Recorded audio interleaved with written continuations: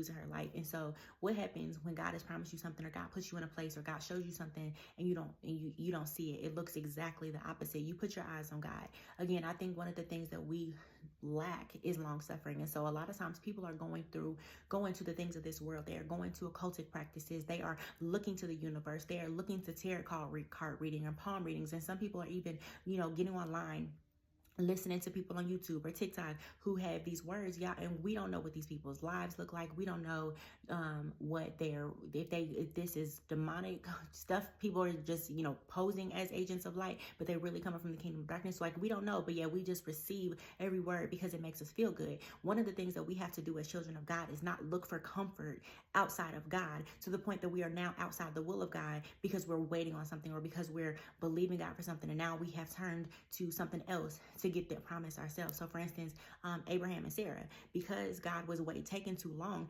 they turned to do it themselves and put Hagar in the mix of it, had a whole illegitimate child like Ishmael, trying to do God's work, okay, well, we still waited. What if God told us we were gonna have a baby? Maybe he meant that we would. So they get outside the will of God because they're seeking comfort in doing it their own selves. And God's like, no, I told you your wife is gonna have a baby for you. Like, no, like, your wife will bear this child.